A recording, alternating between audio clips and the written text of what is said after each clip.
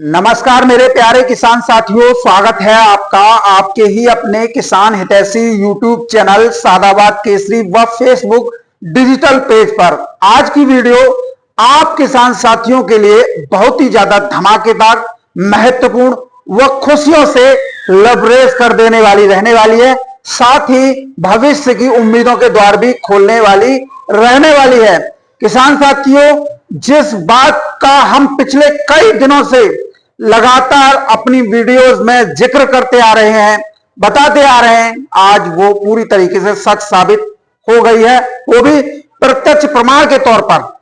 पाकिस्तान में पश्चिमी विक्षोभों के चलते फरवरी से लेकर मार्च और अप्रैल माह के दरमियान इन तीनों महीनों में लगातार हुई भारी बारिश ने आलू की फसल को बड़े पैमाने पर नुकसान पहुंचाया है। टमाटर और प्याज को भी। और अब इतना हालात इतने गंभीर हो गए हैं कि खुद गवर्नमेंट ऑफ पाकिस्तान को आधिकारिक तौर पर भारत से आलू, प्याज, टमाटर आयात करने का फैसला लेना पड़ा है। ये जो आप मेरे साइड में देख रहे हैं, यह है पाकिस्तान सरकार का भारत से आलू, प्याज, टमाटर आयात करने संबंधी गजट नोटिफिकेशन भारत सरकार से अनुरोध किया है। इस नोटिफिकेशन के माध्यम से, जिसमें स्पष्ट तौर पर भारी बारिश से आलू में हुए नुकसान का जिक्र करते हुए भारत से आलू, प्याज, टमाटर लेने संबंधित आधिकारिक पत्र मीडिया के सामने शो आउट हो चुका है। यह कोई साधारण फैसला नहीं है, बल्कि ये उस गंभीर स्थिति का संकेत है जो पाकिस्तान के प्रमुख आलू, प्याज, टमाटर उत्पादक राज्यों में पैदा हुई है।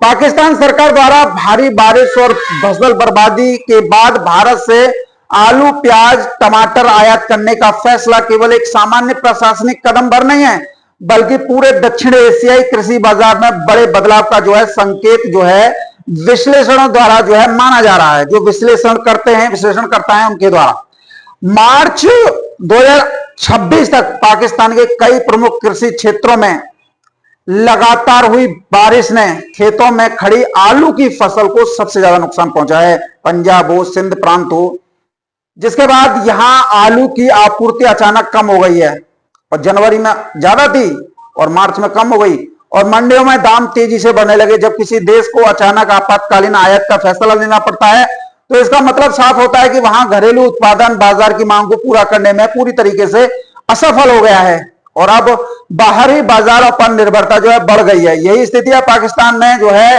स्पष्ट तौर पर बनती दिखाई दे रही है। बीबीसी न्यूज चैनल हो या पाकिस्तान का डॉन चैनल हो, वो स्पष्ट तौर पर इस चीज को दिखा रहे हैं, जहां सरकार ने भारत से तत्काल आयात करने का फैसला लेते हुए अधिकृत आयातकों को अनुमति देने और सीमाई व्यापार बिंदुओं पर कस्टमर क्लियरेंस तेज करने के लिए दिशा निर्देश जारी किए हैं, जो ये दर्शाता है कि वहां तत्काल आपूर्ति की जरूरत जो है पैदा हो गई है। इस फैसले का सबसे बड़ा असर भारतीय आलू पर और आलू किसानों पर पड़ सकता है, खासकर उत्तर भारत के आलू उत्पादक क्षेत्रों पर, जहां इस समय पर कोल्ड स्टोरेज में स्टॉक आलू का पर्याप्त मात्रा में जो है मौजूद है। लंबे समय से दबाव में चल रहे आलू बाजार को अगर अंतर्राष्ट्रीय मांग का सहारा मिलता है तो भावों में धीरे धीरे मजबूती देखने को जो है मिल सकती है। मंडियों में तो स्थितियां आप देख ही रहे हो, पहले से ही आवक जो है ऊपर नीचे हो रही है और किसानों द्वारा चरणबद्ध बिक्री करने की रणनीति अपनाने के कारण बाजार संवेदनशील स्थिति में है। ऐसे में अगर पाकिस्तान की ओर से मांग और ज्यादा बढ़ती है तो व्यापारिक नीति और रणनीति दोनों बदल सकती हैं। कोल्ड स्टोरेज से आलू की निकासी रिकॉर्ड स्तर पर तेज हो सकती है और मंडियों में प्रतिस्पर्धा देखने को आप लोगों को मिल सकती है, कंपटीशन है। यह स्थिति आप किसानों के लिए राहत की खबर बन सकती है, क्योंकि लंबे समय से कम भावों में माल निकालने की मजबूरी किसान को खाई जा रही है, उन्हें आर्थिक नुकसान पहुंचा रही है। किसान बेहतर कीमत की उम्मीद इससे जो है कर सकते हैं। दूसरी तरफ यह फैसला यह भी दिखाता है कि अगर अब सब्जियों का बाजार केवल स्थानीय या राज्य स्तर तक सीमित नहीं रहा है, बल्कि अंतर्राष्ट्रीय मांग और मौसम की परिस्थितियों से प्रभावित होने लगा है। जब पड़ोसी देश में उत्पादन घटता है तो उसका असर सीधे भारतीय किसानों पर जो पड़ता है और बाजार की दिशा और दशा दोनों ही बदल जाती हैं। यही कारण है कि इस समय बाजार में अचानक हलचल देखने को मिल रही है और मैं इसको आप लोगों को बीते 3-4 दिन से बता रहा था कि भारत सरकार के पास में ये पत्र आ चुका है, लेकिन मेरे हाथ में नहीं लगा था। जब मेरे हाथ में आया तो मैं वीडियो बना के दे रहा हूं आपको। मेरा काम आप लोगों को जानकारी से रूबरू कराना है। व्यापारियों द्वारा स्टॉक रोकने की रणनीति अपनाई जा सकती है इस मांग पत्र से, और मांग बढ़ने से धीरे धीरे भाव में भी सुधार संभव है। खासतौर पर आलू बाजार में इसका असर अधिक समय तक जो है दिखाई दे सकता है, क्योंकि पहले से ही सीमित आवक और धीरे धीरे बढ़ती मांग का माहौल जो है बन रहा है। अगर सीमा बिंदुओं पर तेज कस्टम क्लियरेंस और अधिकृत आयातकों को अनुमति दी जाती है, तो यह संकेत होगा कि पाकिस्तान को तत्काल बड़े पैमाने पर आपूर्ति की आवश्यकता है। इसका सीधा मतलब यह है कि भारतीय बाजार से माल तेजी से पाकिस्तान की ओर मूव कर सकता है, और घरेलू बाजार में भी कंपटीशन जो है बढ़ सकता है। इस स्थिति में किसानों के लिए सबसे महत्वपूर्ण बात यह है, गौर से ध्यान से समझिएगा, कि आप जल्दबाजी में अपना माल सस्ते भाव पर बेचने से बचें, बल्कि बाजार के संकेतों को समझते हुए चरणबद्ध तरीके से बिक्री करें, क्योंकि अंतर्राष्ट्रीय मांग का असर अक्सर घरेलू कीमतों को जो है प्रभावित करता है और उन्हें सहारा देता है और भाव में मजबूती लाता है। कुल मिलाकर पाकिस्तान का यह फैसला हमारे यहां के किसानों के लिए एक अवसर और चेतावनी दोनों है। अवसर इसलिए कि मांग बढ़ने से भाव में सुधार की संभावना बनती जाती है, और चेतावनी इसलिए है कि बाजार तेजी से बदल रहा है और बिना जानकारी के जल्दबाजी में लिया गया फैसला नुकसान दे सकता है। इसलिए आप सभी किसान एकजुट रहें, बाजार की चाल पर नजर रखें। हम आप लोगों को पल पल की अपडेट वैश्विक स्तर पर क्या चल रही है, राज्य स्तर पर क्या चल रही है, देश स्तर पर क्या चल रही है, वो सबसे हम रूबरू करा देते हैं।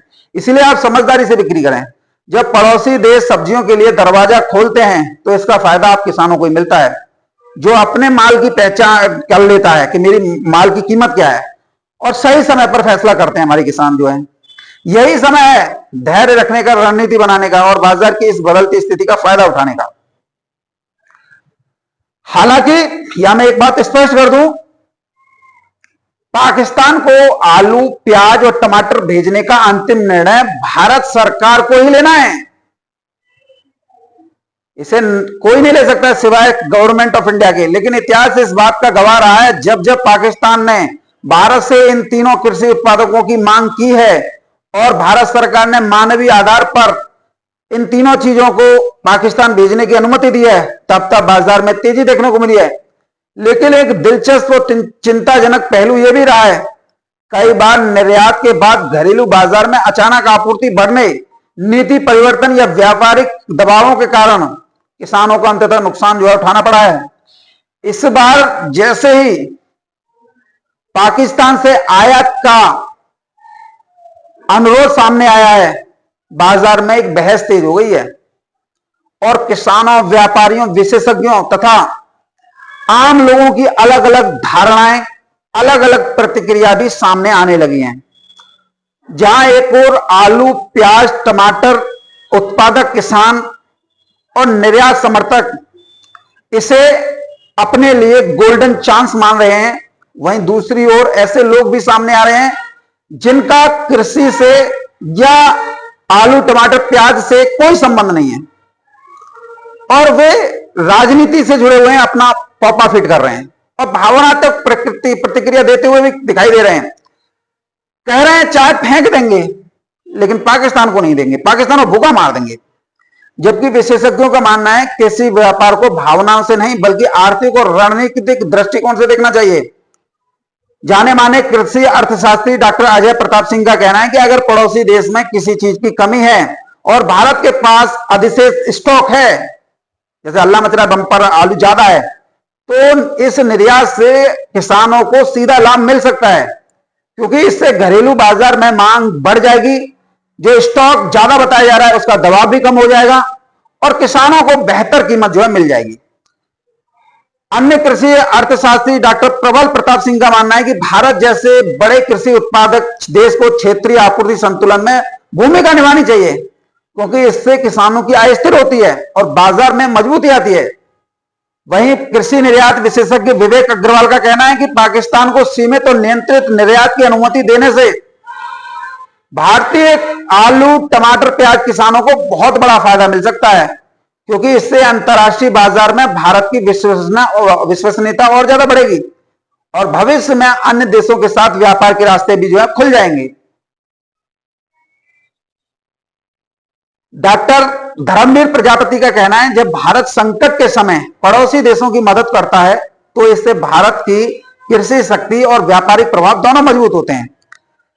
वहीं कूटनीतिक मामलों के विशेषज्ञ राहुल मेहता का कहना है, जब हमने उनसे बात की इस मामले को लेकर, उन्होंने साफ कहा कृषि निर्यात केवल आर्थिक नहीं बल्कि कूटनीतिक हथियार भी होता है। उनका कहना था कि जब भारत संकट के समय खाद्य आपूर्ति करता है तो इससे क्षेत्रीय संबंधों में नरमी आती है, दोनों देशों के बीच तनाव कम होता है और भारत की वैश्विक स्तर पर छवि एक जिम्मेदार और सक्षम देश के रूप में जो है मजबूत होती है। और उन्होंने यह भी कहा कि कृषि निर्यात कई बार राजनीतिक तनाव के बावजूद संवाद का रास्ता खोलता है और इससे क्षेत्रीय स्थिरता में योगदान जो है मिलता है। दूसरी तरफ विशेषज्ञों ने जो विरोध कर रहे हैं कि हम टमाटर नहीं देंगे, प्याज नहीं देंगे, आलू नहीं देंगे, ऐसे विरोध करने वाले लोगों का आईना दिखा दिया है और कहा है जो भावनात्मक प्रतिक्रिया दे रहे हैं उन्हें यह समझना चाहिए कि यह किसानों की मेहनत का सवाल है। अगर किसान को बेहतर कीमत मिलती है तो उसका फायदा पूरे देश की अर्थव्यवस्था को होता है।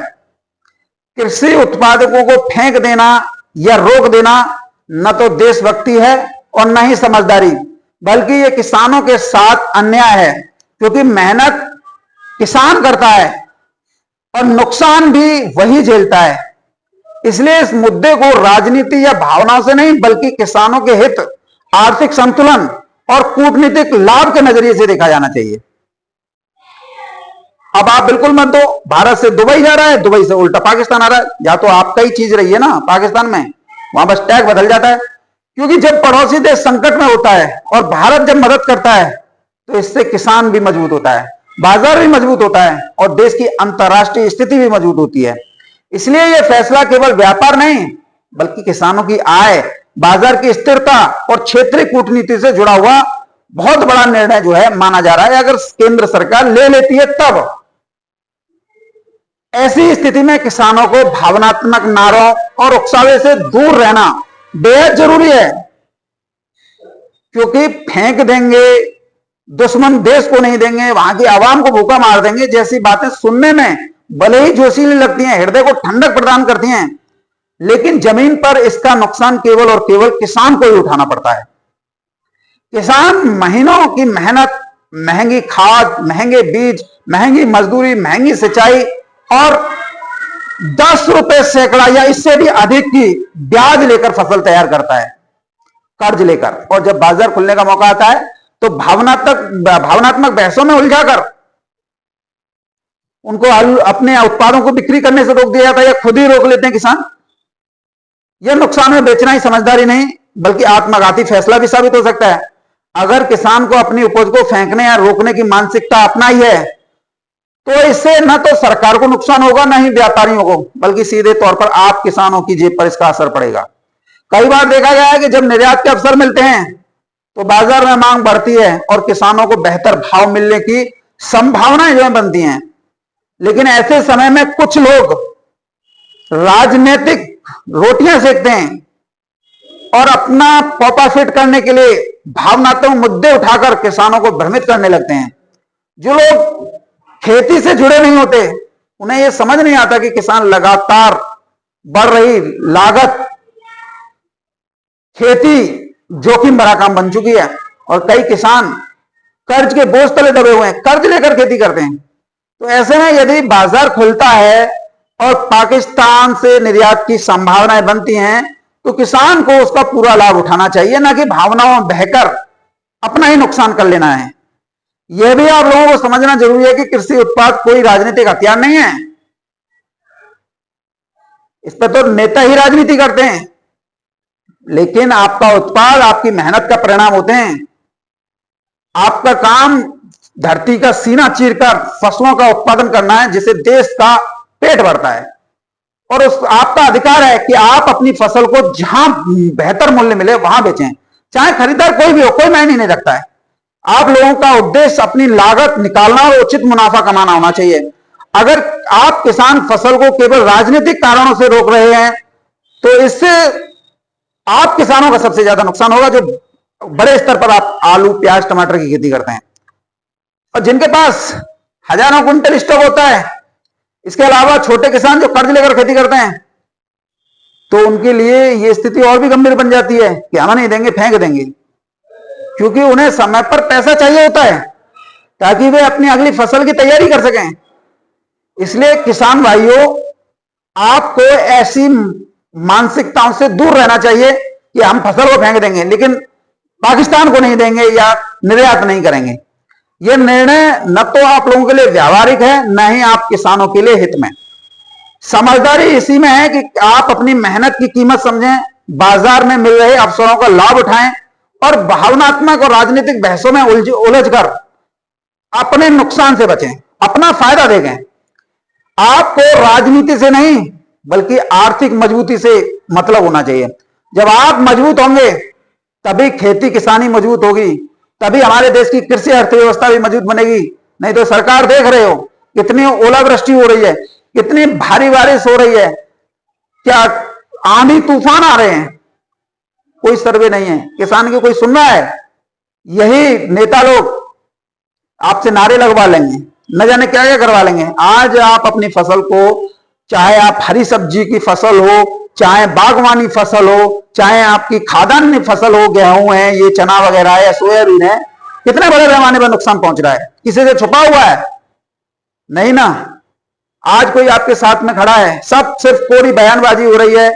जितने भी किसान यूनियन है, चाहे राजनीतिक पार्टियां हैं, जा जाके कार्यालय में जा रहे हैं, जिलाधिकारी के कार्यालय में, मंडल आयुक्त के कार्यालय में हजार हजार 2-2 हजार रुपए पत्रकारों को दे रहे हैं। फोटो सेशन हो रहा है कि ये होना चाहिए, वो होना चाहिए। प्रशासनिक मशीनरी भी जो है राजनीतिक से प्रेरित है, वो भी खेतों में जाकर फोटो खिंचा रही है कि ये देखो हम उनका सर्वे कर रहे हैं। लेकिन आज आप बता दिए 8 दिन हो गए, उत्तर भारत से लेकर दक्षिण भारत तक हो रही मूसलाधार भारी बारिश, ओलावृष्टि और ये तूफान की वजह से कितने हेक्टेयर में जो है किसानों को फसल आर्थिक नुकसान हो रहा है। क्या 8 दिन में सरकार ये तय नहीं कर पाएगी कितना नुकसान है?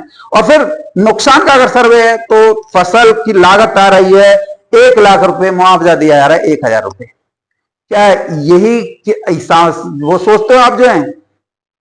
नॉर्थ ईस्ट में कितनी बरसात हुई थी, आज आलू पे डिपेंड है, बंगाल से धड़ाधड़ आलू जा रहा है, सरकार नथिंग। तो आप ये सोचिए कि अगर केंद्र सरकार ये फैसला ले लेती है कि बांग्लादेश आलू जाएगा या पाकिस्तान आलू जाएगा, तो इसमें आप लोगों का फायदा है। आप ये मत सोचिए कि हम फेंक देंगे या ये कर देंगे वो कर देंगे, फिर तो वैसे ही रहा है आपका। आप इसे 500-600 रुपए प्रति गट्टा में यदि आलू बिक रहा है तो इसे आप फिकना ही मानिए, क्योंकि अगर आप इसमें 200 रुपए का अपना खर्चा जोड़ेंगे, अपना कोल्ड का भाड़ा जोड़ेंगे, सारा कुछ जोड़ेंगे तो 0 बट्टा 0। लेकिन अगर आप मान लीजिए सरकार फैसला ले रही है, जा रहा है, बहुत पार्टियां विरोध भी करेंगी, तो आप लोगों को अपना हित देखना है। बांग्लादेश भेजो चाहे पाकिस्तान भेजो, हमारा आलू बिकना चाहिए, हमारा टमाटर बिकना चाहिए, हमारा प्याज बिकना चाहिए। इन लोगों को क्या है, ये लोग तो हमारे ऊपर राजनीति कर ही रहे हैं। लेकिन किसान साथियों, समझदार किसान वही है जो मिले मौके को हाथों हाथ कैच करे। और मैं फिर दोबारा यही कहूंगा कि पाकिस्तान के लिए आलू का निर्यात हो या फिर बांग्लादेश के लिए, निर्णय भारत सरकार को ही लेना है, ना कि हमें लेना। हमारा काम आप लोगों को वो एक्चुअल जानकारी प्रदान करना है जो वैश्विक स्तर पर चल रही है। बांग्लादेश से भी आई, वो भी मैंने आपके सामने रखा, पाकिस्तान से भी आई, वो भी आपको प्रूफ के साथ रखा। तो कुल मिला के फाइनल डिसीजन केंद्र सरकार के पाले में है। अब प्रधानमंत्री या गृह मंत्री विचार विमर्श करेंगे, पूरी रिपोर्टों की समीक्षा करेंगे, आलू निर्यात, प्याज निर्यात, टमाटर निर्यात से कितना अपने देश को फायदा हो सकता है, किसने किसानों का फायदा हो सकता है, सारी चीज व्यवस्था देखी जाएगी, समीक्षा की जाएगी कि इसका दूरगामी परिणाम क्या होगा, महंगाई बढ़ेगी या घटेगी, किसानों को क्या हो, ये सारी समीक्षा करने के बाद में ही फाइनल डिसीजन केंद्र सरकार लेगी।